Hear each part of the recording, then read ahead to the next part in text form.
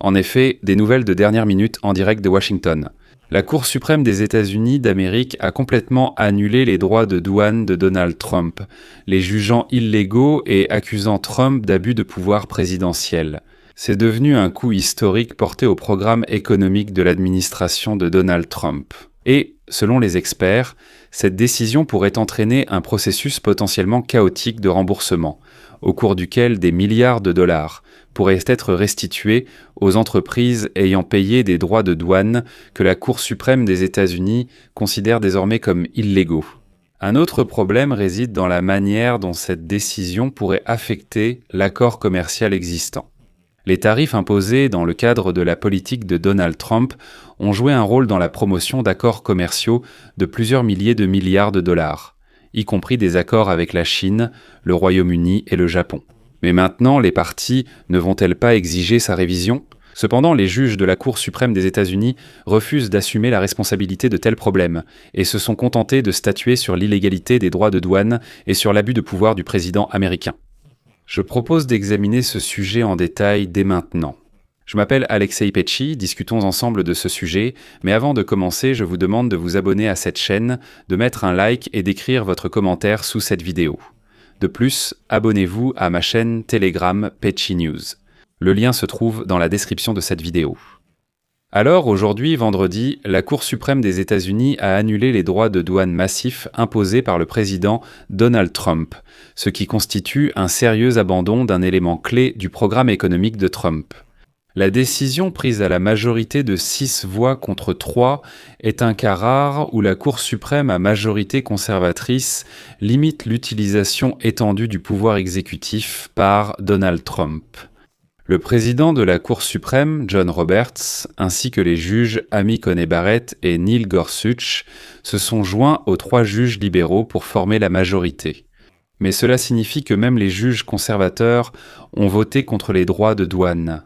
Je vais maintenant citer le président de la Cour suprême des États-Unis, John Roberts. Le président Trump affirme qu'il dispose de pouvoirs d'urgence et qu'il peut imposer unilatéralement des droits de douane de toute taille, durée et portée.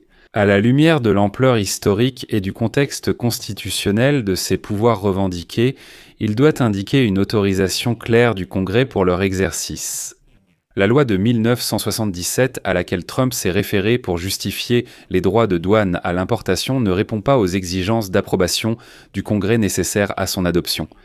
Qu'est-ce que tout cela signifie ? Cette décision de la Cour suprême des États-Unis annule la taxe de 10% imposée par Trump contre presque tous les pays du monde.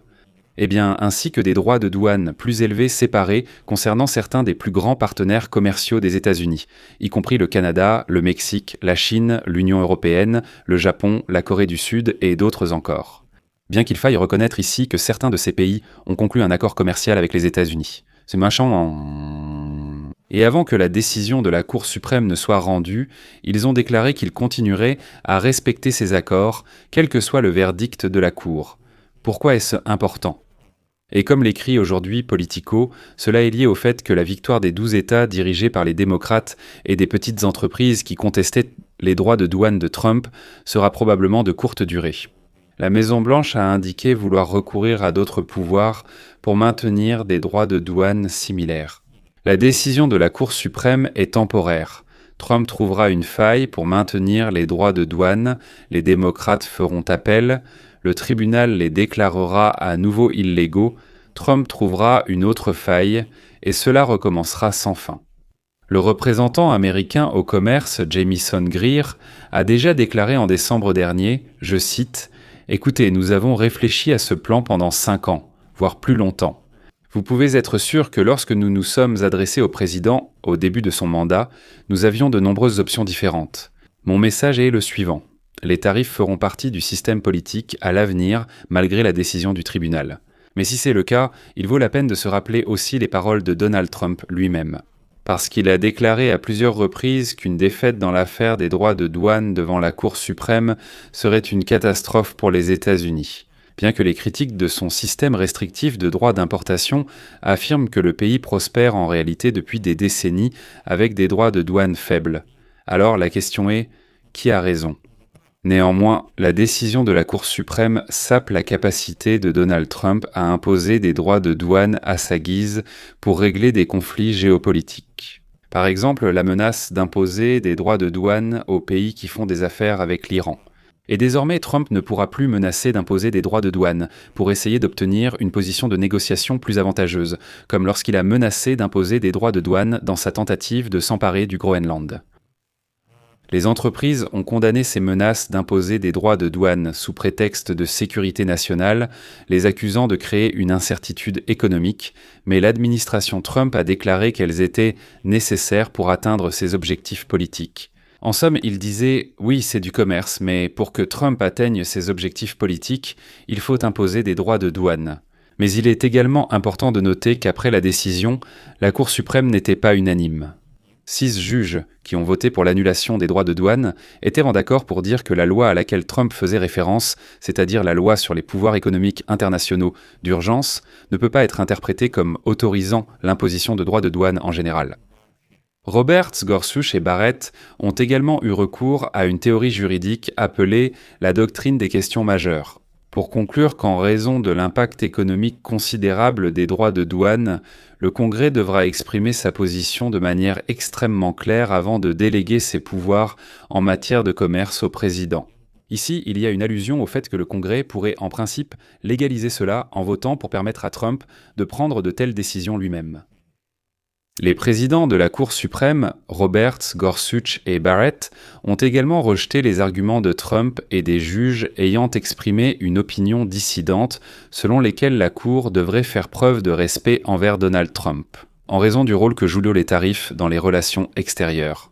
C'est-à-dire que 3 juges disaient « Écoutez, d'accord, c'est illégal, mais fermons les yeux là-dessus parce que cela aide la politique étrangère. » Roberts a déclaré, je cite, pour ne pas parler d'autres pouvoirs qui touchent à la politique étrangère.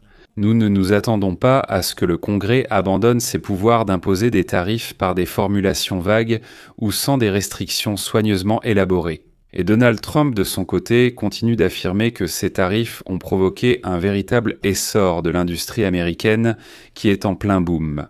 Citation. « Les tarifs sont la meilleure chose qui soit arrivée à ce pays, nous gagnons une véritable fortune. » Mais ce qui est encore plus important, toutes ces usines prospèrent maintenant, alors qu'avant, elles étaient toutes abandonnées. Mais il y a un point intéressant ici. Le gouvernement fédéral des États-Unis pourrait maintenant être obligé de verser des milliards de dollars en compensation aux entreprises qui ont payé des droits de douane que la Cour suprême a jugés illégaux. De nombreuses entreprises ont déjà intenté des procès pour garantir un remboursement si le tribunal annule les droits de douane de Trump, ce qui signifie que les poursuites étaient prêtes. Bien que, concernant le remboursement de l'argent, le juge Brett Kavanaugh ait été tellement vague qu'on ne comprend absolument pas s'ils vont rendre l'argent ou non. Que faire avec cela et comment réagir ? Je vais citer ses propos. Essayez de comprendre son intention. Les États-Unis pourraient-on devoir rembourser des milliards de dollars aux importateurs qui ont payé des droits de douane, même si certains importateurs ont peut-être déjà répercuté ces coûts sur les consommateurs ou d'autres personnes. Le processus de remboursement sera probablement chaotique. Point. Voilà toute l'explication du juge, mais c'est la décision de la Cour suprême des États-Unis. Cela soulève également des questions sur l'avenir des accords commerciaux conclus par l'administration Trump avec l'Union européenne, le Japon, la Corée du Sud et d'autres partenaires commerciaux, dans le but de réduire les tarifs qu'il avait lui-même imposés sur leurs exportations vers les États-Unis.